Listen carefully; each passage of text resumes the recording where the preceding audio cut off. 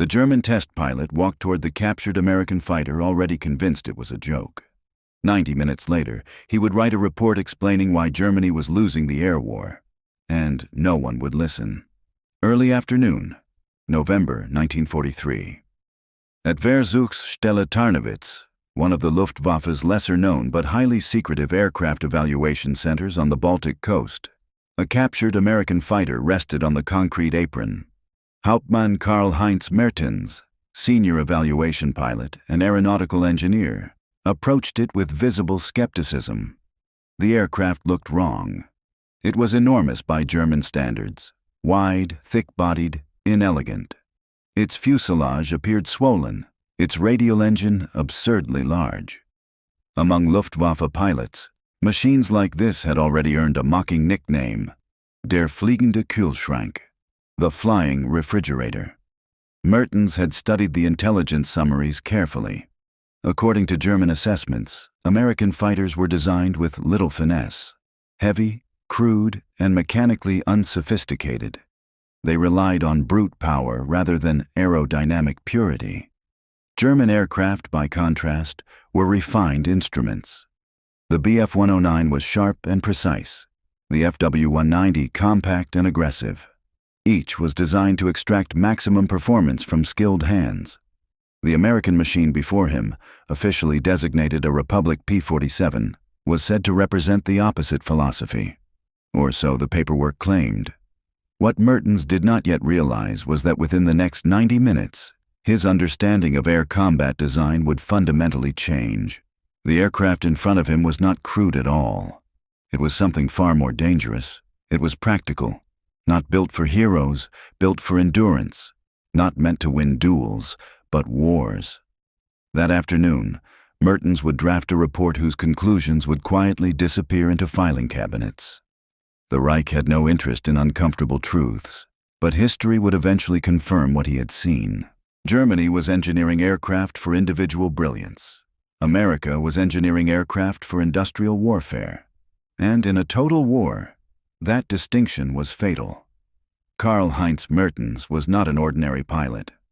Born in 1915 in Magdeburg, he had begun flying gliders as a teenager, financing his early training through mechanical work and tutoring.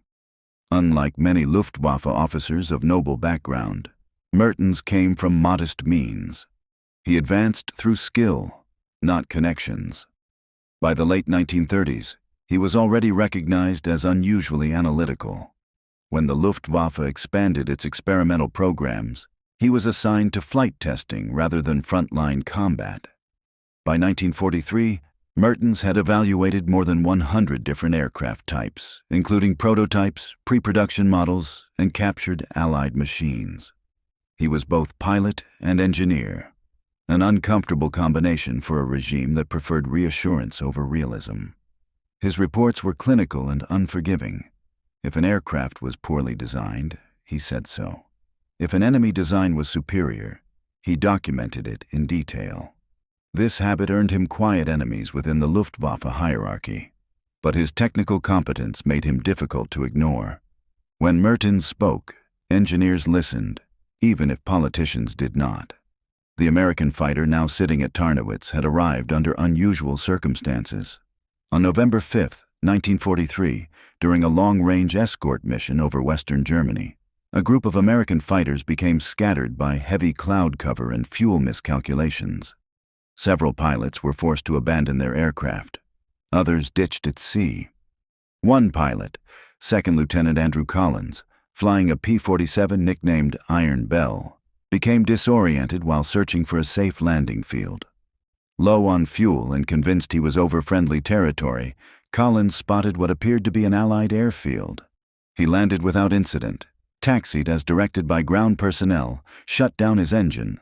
On paper, the aircraft embodied everything German doctrine dismissed.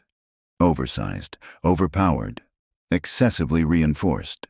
An engine so large it seemed to exist only to compensate for aerodynamic compromise. To a Luftwaffe engineer trained in elegance and efficiency, the design looked almost offensive. But Oberleutnant Friedrich Keller had learned long ago that assumptions were dangerous.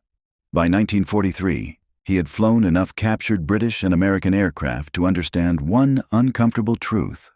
Allied engineers were not incompetent. They simply optimized for different priorities. If a machine looked strange, it was because it had been shaped by a battlefield Germany no longer controlled. As Keller circled the aircraft, now carrying experimental markings instead of American insignia, its scale became impossible to ignore. The radial engine dominated the airframe, wrapped in layers of structure like armor. The landing gear legs were thick, brutally strong, built to absorb punishment rather than minimize weight. Everything about it suggested durability. German fighters were precise tools, engineered to extract maximum performance from minimum mass. This aircraft looked as though it had been designed by men who expected it to be abused and to survive. Keller began his walk-around inspection. The workmanship immediately contradicted every stereotype. Rivet lines were straight. Panels fit cleanly. Internal access points were well reinforced and sensibly placed. This was not rushed manufacturing. It was repeatable manufacturing. Construction optimized for factories running at full output, day and night. The tolerances were impressive. In some areas, better than what German factories could now guarantee under bombing and material shortages. This was not crude engineering. This was industrial engineering. Climbing into the cockpit only deepened the contradiction. The space was startling. Compared to the tight confines of a Bf-109, the cockpit felt almost excessive. A German pilot trained to sit rigidly, shoulders hunched, would initially feel disconnected from the machine. But as Keller settled into the seat, the logic became obvious. The seat was padded, not minimally, comfortably. There was room to shift position, to relieve strain. The canopy rose high above the pilot's head, offering excellent visibility in all directions. Long missions would not slowly exhaust the pilot before combat even began. In German aircraft, discomfort was accepted as the price of performance. Endurance was assumed to be a matter of discipline. The American designers had reached a different conclusion. Pilot fatigue was not a character flaw. It was a design problem. Keller's attention moved to the instrument panel. It took only seconds to realize how fundamentally different the philosophy was. Engine gauges were clearly marked with colored operating bands: green for normal, yellow for caution, red for limits never to be exceeded. A pilot could assess engine health instantly, without interpreting precise values. The reason became clear immediately. American fighter groups were multinational. Not every pilot spoke fluent English. Some barely spoke it at all. This cockpit did not require language mastery, only recognition. It was engineering that assumed human limitation rather than idealized expertise. German instruments demanded exact knowledge. Engine management required training, memorization, and constant attention. Mistakes were punished mechanically. The American aircraft assumed mistakes would happen and designed around them. Control layout reinforced the same idea. Throttle, propeller control, and mixture were logically grouped. Fuel selectors were clearly labeled and protected against accidental movement. Systems were arranged for instinctive operation under stress. The Pratt & Whitney R2800 Double Wasp came alive with a deep, confident roar, less aggressive than commanding. Almost immediately, Friedrich Keller noticed a familiar pattern, one he had encountered repeatedly in captured Allied aircraft. The engine ran exceptionally smooth, not merely acceptable, not good enough. Smooth in a way that suggested long life, consistency, and mechanical discipline. There were no vibrations through the airframe, no uneven pulses, no subtle warning signs an experienced pilot instinctively listens for. Keller had flown German engines built in different factories across the Reich. By late 1943, their behavior varied wildly. Tolerances shifted. Replacement components often required adjustment. Engines that performed perfectly during initial testing sometimes developed serious issues after only a few hours of operational use. This engine felt different. It idled with the calm confidence of a machine designed to run continuously, not delicately. The R-2800 gave the impression that it could operate for hours without complaint, and likely would. Germany could still build brilliant engines in controlled environments. America was building thousands of engines that behaved the same way. That distinction mattered more than anyone in Berlin wanted to admit. Cleared for takeoff, Keller taxied toward the runway. Another lesson presented itself immediately. The landing gear was wide, heavily reinforced, and forgiving. The aircraft tracked straight. The tail wheel lock engaged positively. Visibility during taxi was excellent, with none of the blind guessing required in narrow-tracked German fighters. Ground handling in the Bf-109 had always been a test of discipline and luck. Its narrow undercarriage and poor forward visibility punished inattention mercilessly. New pilots damaged aircraft before ever encountering the enemy. The Luftwaffe accepted this as the cost of aerodynamic efficiency. The American designers had rejected that trade-off entirely. This aircraft had been built to operate from imperfect runways, in bad weather, by pilots who might be tired, stressed, or inexperienced, and to survive those conditions intact. Keller later recalled a moment during taxi when he nearly forgot to re-engage the tailwheel lock. The aircraft began to drift, but corrected smoothly when he responded. In a Bf-109, the same mistake would have ended in a ground loop. The fact that this aircraft allowed recovery was itself a revelation. Lined up on the runway, Keller advanced the throttle. Acceleration was decisive. The massive radial engine pushed the heavy fighter forward with steady authority. The takeoff roll was longer than that of a German interceptor, but not excessively so. There was no drama, no sudden instability. The aircraft lifted cleanly into the air. Gear retracted smoothly. No asymmetry, no hesitation. Climbing out, Keller evaluated handling. The P-47 did not dance through the sky like a German fighter. Its responses were not razor-sharp. Tight turns required planning rather than instinct, but what it offered instead was predictability. It responded exactly as expected. Control forces were consistent. There were no surprises, no sudden stalls, no vicious tendencies waiting to punish imprecision. At altitude, Keller tested the systems deliberately. Flaps, trim, power changes. The hydraulics behaved flawlessly. Engine response remained stable. Nothing required constant correction or special technique. This aircraft did not demand attention. It freed it. The pattern was now unmistakable. The P-47 was not superior in classic dogfighting metrics. It was not the tightest turner. It was not optimized for low-altitude knife fights, but it was competent everywhere and unreliable nowhere. German fighters were thoroughbreds, magnificent, demanding, fragile when mishandled. German engineers pursued maximum performance. American engineers pursued maximum continuity. In theory, a perfectly maintained German interceptor, flown by a highly trained pilot, could outfight the American machine in a classic engagement. That assumption formed the backbone of Luftwaffe doctrine. But Friedrich Keller now understood how fragile that assumption had become. How often, by late 1943, was a German fighter truly in perfect condition? How often were pilots fully trained? How often could overworked ground crews perform the meticulous maintenance these aircraft demanded, using parts produced in factories scattered across a bombed Reich? The American fighter had been designed around a different expectation. It assumed uneven maintenance. It assumed mismatched components. It assumed rough airstrips, hurried repairs, and mechanics working under pressure, sometimes under fire. It assumed pilots might be exhausted, injured, inexperienced, or simply overwhelmed. And it assumed the aircraft would still need to fly tomorrow. Once Keller grasped this premise, every design choice fell into place. The heavy structure, the forgiving controls, the redundant systems, the clear instrumentation, the engine that refused to complain. None of it was accidental. Keller returned to Tarnowitz in the late afternoon. The landing was uneventful. The wide landing gear absorbed the touchdown without protest.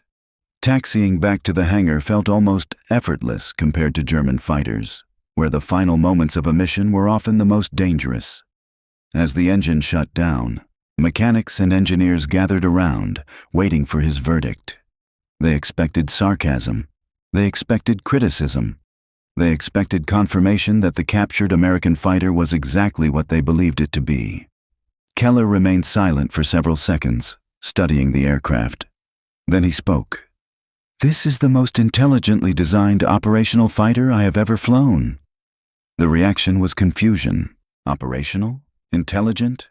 From something so large, so inelegant. One engineer objected immediately. It lacked refinement. It was overweight. It sacrificed performance. Keller nodded. "Because it was not designed to impress pilots," he said. "It was designed to survive war." That evening, Keller sat alone at his desk and began writing. The flight itself had been important, but the report mattered more. Flying revealed behavior. Writing required interpretation. He structured the document methodically. Performance: high-altitude speed excellent. Low-altitude performance adequate. Dive characteristics superior. Climb rate good, especially above medium altitudes due to turbo supercharging. Handling: stable and predictable. Excellent ground behavior. Forgiving during takeoff and landing. Cockpit visibility superior to German equivalents. Reduced pilot fatigue on long missions. Systems: logical control grouping. Color-coded instrumentation reduces cognitive load. Engine reliability exceptional. Construction emphasizes survivability and repairability. Then Keller reached the final section: operational assessment. He paused longer here than anywhere else. The captured American fighter represents a fundamentally different engineering philosophy. German designs prioritize peak performance under ideal conditions and assume expert pilots and precision maintenance. This aircraft prioritizes operational availability under non-ideal conditions and assumes average pilots, imperfect maintenance, and combat damage. He continued, "The forgiving flight characteristics reduce training accidents. The robust construction increases aircraft return rates. The reliable engine minimizes downtime. The intuitive cockpit shortens training pipelines." Then came the conclusion. The Americans have not built the finest fighter. Frontline Luftwaffe pilots began reporting a phenomenon that defied traditional combat logic. They would damage American fighters, hit them hard, tear open fuselages, punch holes through wings, only to watch those same aircraft limp away and disappear into cloud. The next day, they would encounter American fighters again. Not the same pilots, not the same aircraft, but the same numbers. Losses were absorbed. Replacements appeared immediately. The flow never stopped. On the German side, the situation deteriorated rapidly. Aircraft production figures still looked respectable on paper, but reality told a different story. Allied bombing fractured supply chains. Factories were dispersed, relocated, rebuilt, and disrupted again. Raw materials became inconsistent. Skilled workers were drafted, replaced by forced laborers with minimal training. Quality suffered. Engines failed early. Electrical systems developed faults. Components that should have been interchangeable no longer fit without adjustment. Aircraft that had once been reliable now demanded constant attention. Operational readiness declined. Squadrons might list dozens of aircraft on their rosters, but only a fraction were actually flyable on any given day. Meanwhile, American units maintained high sortie rates not through heroism, but through design. Their aircraft expected imperfection and compensated for it. Friedrich Keller continued his work at Tarnowitz throughout 1944. He evaluated additional captured aircraft as they became available. A long-range American escort fighter impressed him with its balance of speed, endurance, and ease of handling. British designs demonstrated similar priorities. Even Soviet aircraft, often dismissed as primitive, showed a ruthless focus on simplicity and survivability. Different nations, different cultures, same conclusion. Allied aircraft were not designed to win theoretical contests. They were designed to stay in the fight. The American fighter Keller had evaluated earlier was eventually transferred to a traveling demonstration unit, where captured Allied aircraft were shown to frontline German pilots. Crews were briefed in detail on enemy strengths and weaknesses. Ironically, Luftwaffe pilots came to understand the operational advantages of their opponents very well. What they did not receive were aircraft redesigned to counter those advantages. By late 1944, the Luftwaffe was collapsing, not because its pilots lacked courage, not because they lacked skill, but because the system behind them could no longer function. Aircraft sat idle for lack of fuel. Training flights were canceled entirely. New pilots reached combat units with minimal experience, unfamiliar even with basic emergency procedures. Spare parts were scarce. Maintenance crews worked miracles, but miracles could not be scheduled. Everything Keller had identified as decisive, reliability, endurance, ease of operation, was now absent. The air war had become a test of stamina. Germany failed it. Keller survived the war. His career as a test pilot was marked by an extraordinary record. No crashes, no destroyed aircraft. Despite flying more than 100 different types, many of them captured enemy machines with limited documentation. After Germany's surrender, Allied technical intelligence officers interrogated him extensively. They were particularly interested in his evaluations of Allied aircraft. They had found his reports. One American officer studied the translated pages and looked up. "You concluded our aircraft weren't superior in performance," he said, "but in operational design. That's an unusual judgment." Keller nodded. "It was the only one that mattered." He explained calmly. "Your pilots were not inherently better. Your aircraft were not always faster or more agile, but you could keep more machines flying. You could replace losses immediately. You could train pilots faster and keep them alive longer." After the war, one question returned again and again during interrogations. If Germany had adopted the Allied design philosophy earlier, would it have changed the outcome? Friedrich Keller never answered impulsively. By 1943, he admitted, it was already too late. No shift in engineering priorities could compensate for an industrial base under constant bombardment, starved of fuel, materials, and skilled labor. Even the most reliable fighter could not fly without gasoline, spare parts, and trained crews. But the deeper truth was more uncomfortable. Had Germany embraced operational reliability from the beginning, its air force would have been far more effective throughout the war. Thousands of aircraft had been lost not to enemy fighters, but to training accidents, mechanical failures, ground handling errors, and maintenance shortcomings. Losses that better design could have prevented. Keller's interrogations revealed something else. He had not been alone. Across the Reich, engineers and test pilots had noticed the same pattern. Reports had been written. Warnings had been issued. Recommendations had been submitted. All met the same fate. They contradicted ideology. The belief in inherent German technical superiority was not merely confidence, it was doctrine. Any conclusion suggesting that Allied engineering choices were smarter, even if less elegant, was dismissed as defeatism. Reality, however, was indifferent to ideology. Production figures told the story with brutal clarity. The United States manufactured tens of thousands of frontline fighters, with output so consistent that at peak production, aircraft left assembly lines at a pace Germany could not imagine. More importantly, those aircraft remained flyable. A well-supplied American unit might have nearly all its assigned fighters operational on any given day.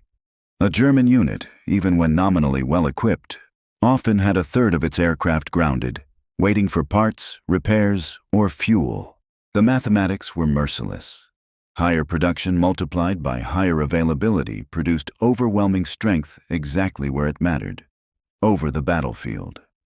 In later years, Keller recorded his experiences in a memoir detailing his work as a test pilot and evaluator of captured aircraft. The book was technical, restrained, and analytical, just like the man himself. What made his account significant was not that he flew enemy machines. Many pilots had done that. What set Keller apart was that he understood what those machines represented. He did not ask only whether an aircraft performed well. He asked why it had been designed that way, and what that revealed about the society that built it. The American fighter he flew in late 1943 was more than a captured aircraft. It was evidence. Evidence of a nation that understood modern war as an industrial process, not a contest of individual brilliance. Evidence of an approach that valued endurance over perfection, continuity over elegance. Germany entered the war believing superior technology and exceptional individuals would decide victory. The United States entered the war intending to outlast everyone. German fighters were extraordinary machines when conditions were ideal.